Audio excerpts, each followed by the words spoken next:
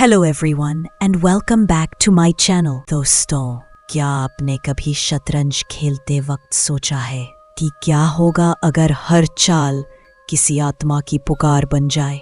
आज मैं आपको जो कहानी सुनाने वाली हूँ वो दो दोस्तों की है, अभिषेक और रवि की, जिन्होंने एक ऐसी शतरंज खेली जो शायद इंसानों के लिए बनी ही नहीं थी।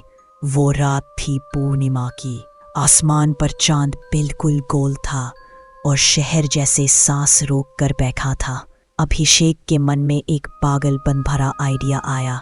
चलना रवि, आज वही खेल खेलते हैं जो नेट पर ट्रेंड कर रहा है, पैरानॉर्मल चेस।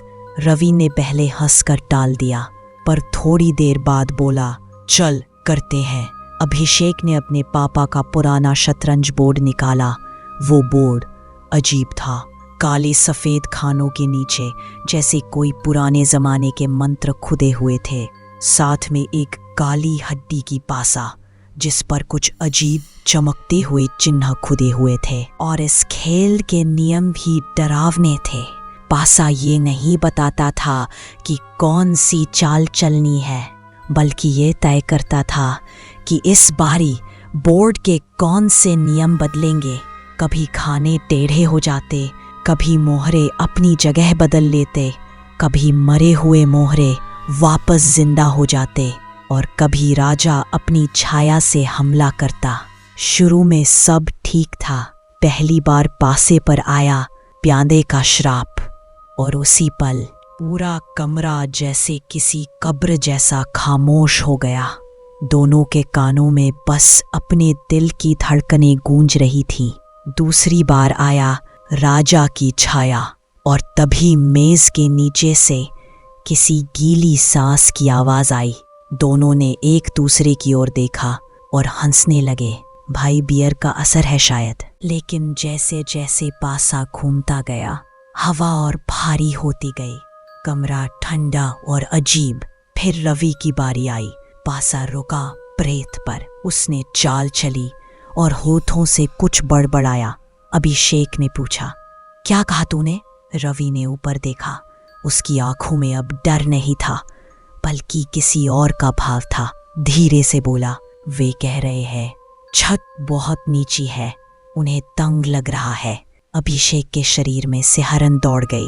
वो पूछना चाहता था कौन उन्हें, पर तभी पासा उसके हाथ में था। उसने फेंका और फिर से वही चिन्ह, प्रेत।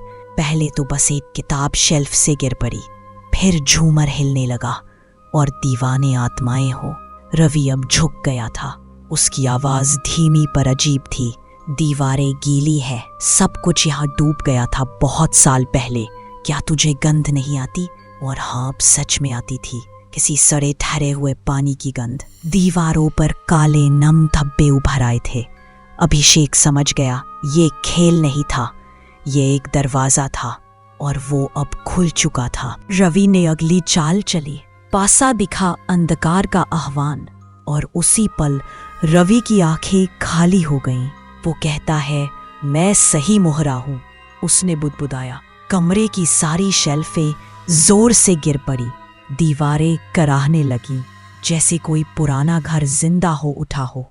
बोर्ड पर राजा का मोहरा अपने आप खिसक रहा था और उसकी जगह एक नया छोटा पुतला आ गया, बंधे हुए हाथों वाला। अभिषेक ने ठंडी सांस खींची। ये शतरंज नहीं, ये तो ओइजा बोर्ड है।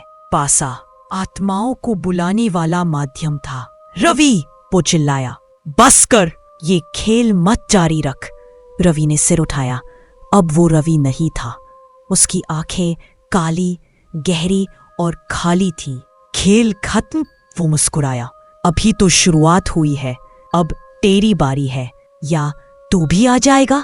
बोर्ड के पीछे की अंधेरी दुनिया में वहां हमारे लिए बहुत जगह है। उसने पासा आगे बढ़ाया। उंगलियां ठंडी, गीली, जैसे किसी डूबे हुए इंसान की हो। अभिषेक के अंदर का डर अब जिंदा बचने की चाह में बदल चुका था।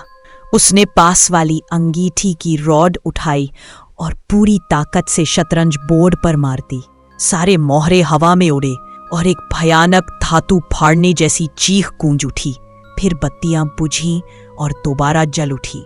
कमरा फिर वैसा ही था, दीवारें सूखी, हवा सामान्य, सब कुछ शांत। रवि सामने बैठा था, कांप रहा था पर होश में था। ये क्या था? उसने पूछा। दोनों ने कुछ नहीं कहा, बस बोर्ड, पासा और सारे मोहरे पैक किए और बाहर जाकर कूड़ेदान में फेंक आए। लेकिन घर लौटते वक्त अभिषेक को जेब में कुछ ठंडा महसूस हुआ। हाथ डाला, वही काला हड्डी का पासा, और घर पहुंचा तो फर्श के बीचों बीच रखा था वही बंदे हाथों वाला छोटा पुतला, शांत, स्थिर, जैसे किसी का इंतजार कर रहा हो दूसरी बाजी शुरू करने के लिए।